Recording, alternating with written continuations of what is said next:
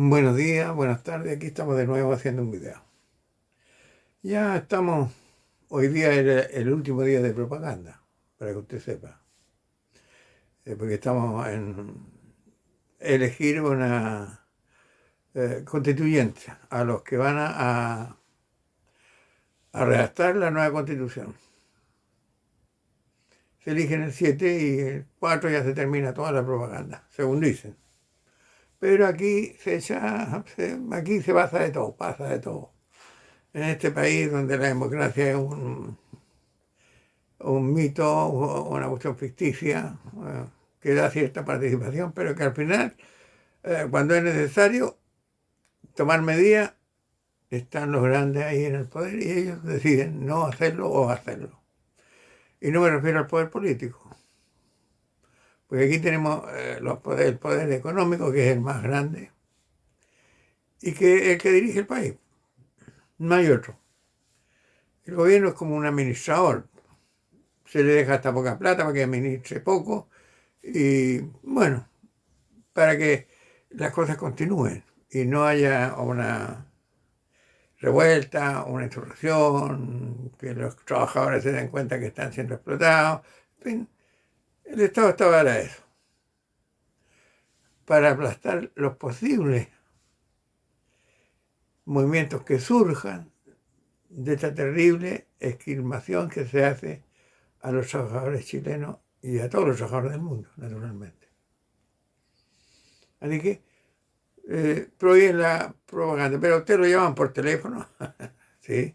El celulario llama, mire, voto por fulano de tal, fulana de tal, sin miramiento. O sea, sin ocultar las intenciones, nada. Y eso está prohibido. ¿Pero quién lo prohíbe? ¿Cómo se maneja este asunto? Bien, como son los últimos días, aparecieron, no sé si llamarlo, no sé cómo llamarlo realmente, pero apareció un montón de expertos podría ser, no, publicistas o, en fin, no sé qué nombre darle, que han determinado por diversas causas, razones que dan, que ellos creen que son reales y son verdad, qué es lo que hay que hacer. Y han propuesto una cosa así, simple, de anular el voto. Porque el sistema, etcétera, etcétera.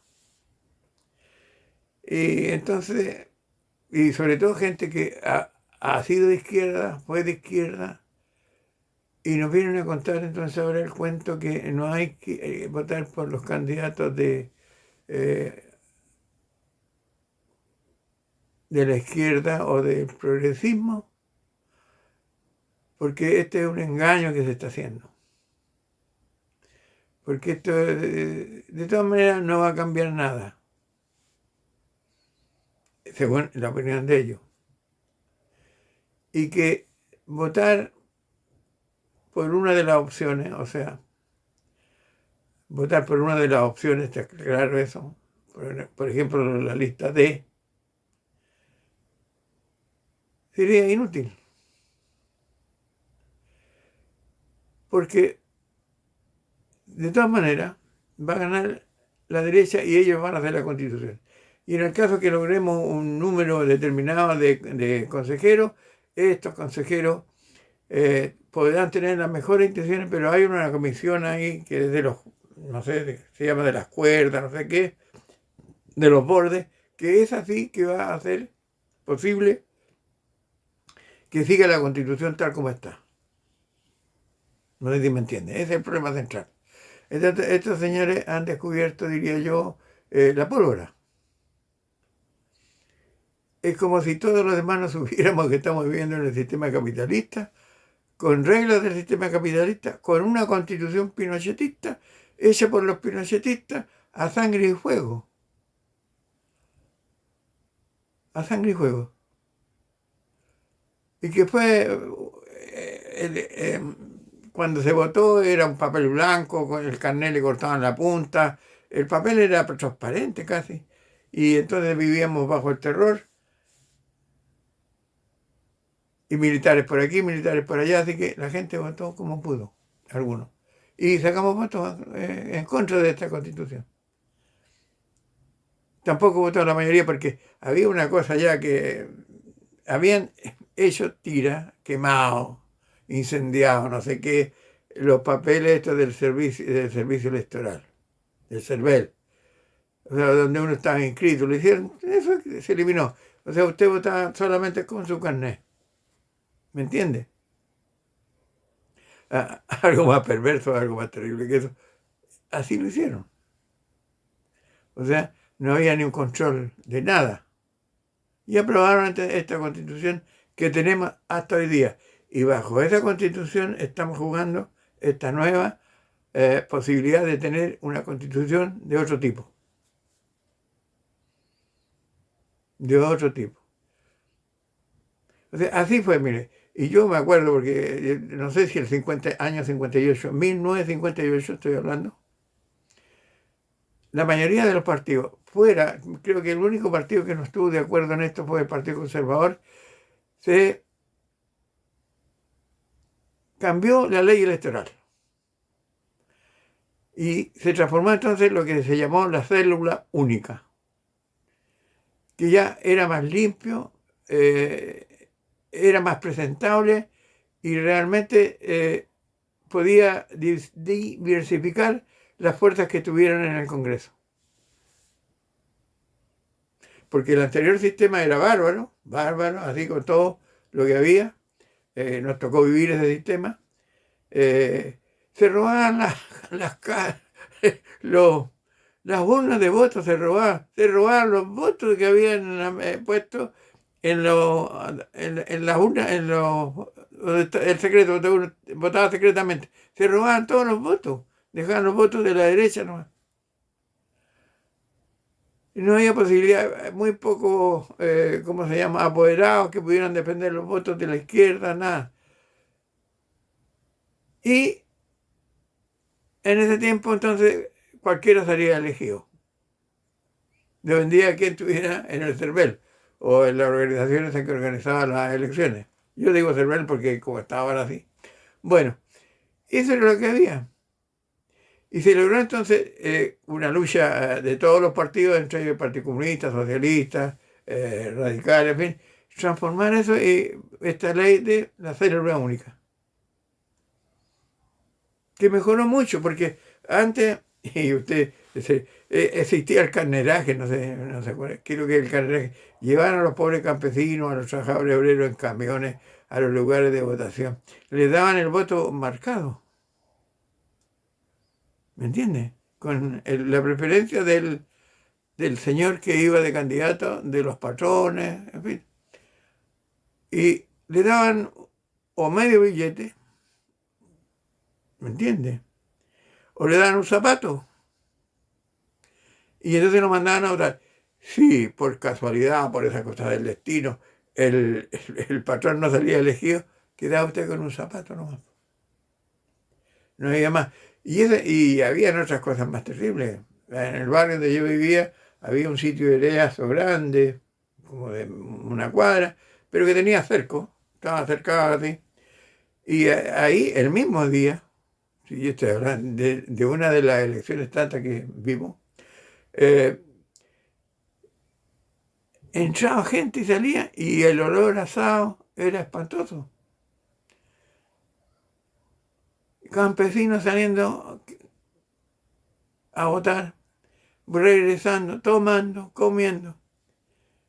Eso era lo que se hacía. Entonces, la célula única cambió algo este sistema y ya se podía optar a tener participación en algunas cosas como, veamos, alcaldías, regidores que se llamaban en ese tiempo, diputados, etcétera. O sea, hubo un cambio muy grande. Claro que al final, después de tanto tiempo, ellos lograron aprender cómo volver al estilo que carneraje, y lo hacían de manera simple. Venían, por ejemplo, una población y te pedían a ti la cuenta de la luz, la cuenta del agua. Nosotros la pagamos, punto. Pero tú tenés que votar por nosotros. o por candidato tanto, Piñera, lo que sea. O sea, cambiaron el sistema. Y a los más importantes decían, bueno, te vamos a dar la posibilidad de que un familiar tuyo quede en un puesto en alguna cosa para él. Era así la cosa.